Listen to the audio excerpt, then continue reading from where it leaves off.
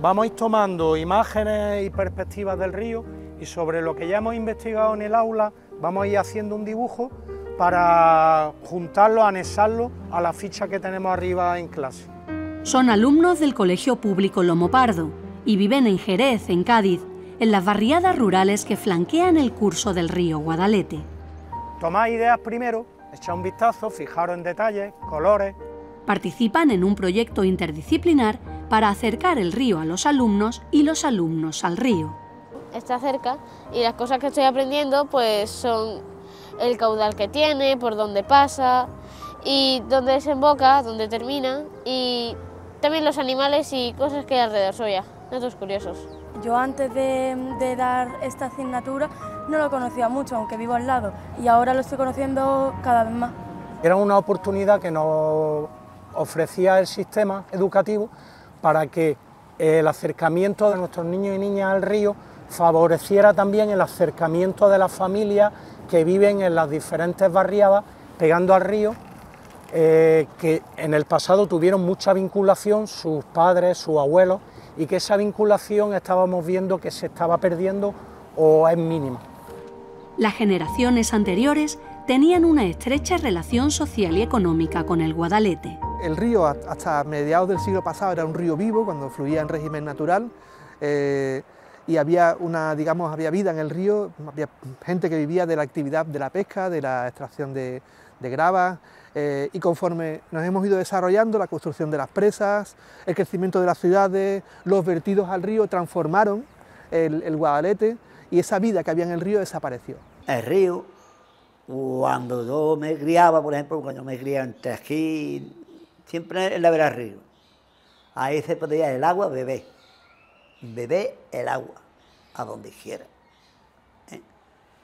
Entonces ya hicieron la azucarera y ya lo estropetó.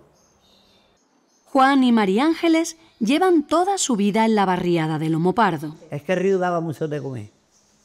El río daba mucho de comer, porque pescaban con la carampaña, la camarera, en fin, 40.000 cosas que hacían en el río. Mi padre cogía angulas, cogía sábalo, sacaba arena. Yo me iba a ayudarle con chica, una para ayudarle a vaciar la lanza. Se llevaba, claro, un pantalón de agua y una saqueta. La amarraba los puños y los peniles, y ahí echaba las angulas, porque no le cabían. Donde está el puente de la Cartuja, que acaba de cumplir 500 años, había un descansadero de ganado. Y al lado, poco a poco, fueron instalándose familias. Pues de la esquina de la Venta Cartuja allá arriba, a la cuesta, había una hilera de soza, hasta de arriba.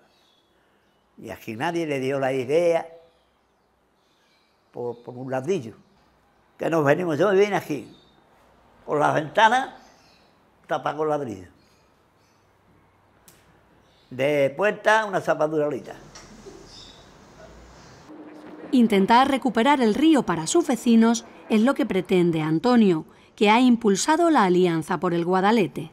Aquí siempre ha habido, en el imaginario colectivo, la necesidad de volver a recuperar el río, de volver a vivir el río, ¿no? Actualmente, pues la población ya prácticamente no conoce el río Guadalete, se conoce la memoria de aquellas vidas de antaño, pero hay poco uso.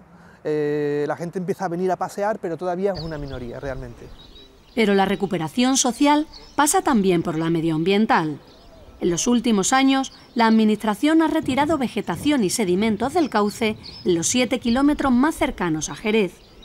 El lecho estaba cubierto de eucaliptos, una especie invasora.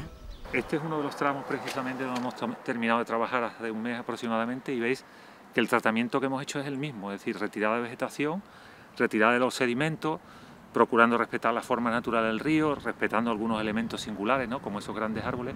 Este tramo del Guadalete había sido protagonista de importantes inundaciones, la más grave en 2010. Los desbordamientos, además, afectaban a un importante nudo de comunicaciones entre Sevilla, Cádiz y Algeciras. Esos dos efectos combinados, la vegetación en el interior del cauce y el depósito de sedimentos, es lo que ha reducido enormemente la capacidad de desagüe del cauce cuando viene una crecida. y es lo que ha generado que tengamos, paradójicamente, teniendo la cuenca muy regulada, tengamos frecuentes inundaciones y desbordamientos. El Guadalete tiene 5 presas río arriba, y eso provoca que la corriente sea más pequeña y se depositen más materiales en el canal, que cada vez era más estrecho. Durante los últimos 15 años hemos retirado 400.000 metros cúbicos de sedimento de este tramo de río. Esos 400.000 metros cúbicos de sedimento pues son un volumen que ahora tiene el agua para ocupar y para desaguar mejor el cauce, ¿no? Aquí apreciáis muy bien, ¿no?, el cambio que se ha producido desde el nivel original que teníamos, desde el punto donde nos encontramos, que unía con el pie de aquellos árboles, ¿no? Ese era el nivel original del lecho. En paralelo, se han reforestado las riberas con especies autóctonas. Hacer una restauración forestal de las márgenes que permita crear unas franjas protectoras de bosque de ribera que evite la entrada de sedimentos y de contaminantes de la agricultura y que además de paso refuerce el papel del río como corredor ecológico y también favorezca el disfrute del río por la ciudadanía, porque son lugares de recorrido, de paseo junto al río. El río tiene un papel de corredor ecológico muy importante, porque estamos en una campiña muy transformada, con mucha agricultura, donde prácticamente no hay vegetación y la poca que hay está aislada, y el río ejerce como un verdadero corredor ecológico que permite la conexión entre la campiña y la sierra. Esta reforestación intenta además frenar la erosión de los cultivos colindantes y evitar que esa tierra y los químicos agrícolas utilizados acaben también en el cauce.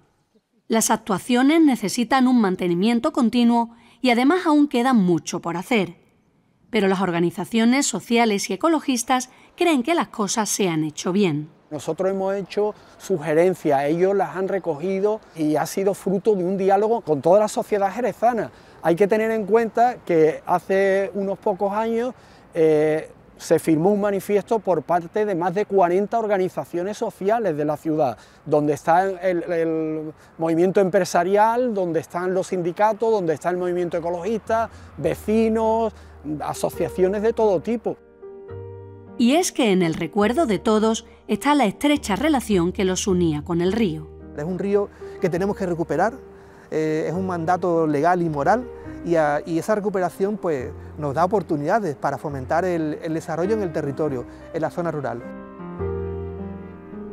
¿Te gusta estudiar el río y el entorno? Sí, porque así puedo aprender un poco más del lugar donde vivo. Muy bien, que nos sirve para informarnos, porque como vivimos al lado y no saben nada del río, pues no...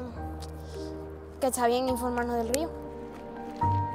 Jóvenes que se convertirán en divulgadores y podrán transmitir ese conocimiento sobre un río que será parte de su futuro.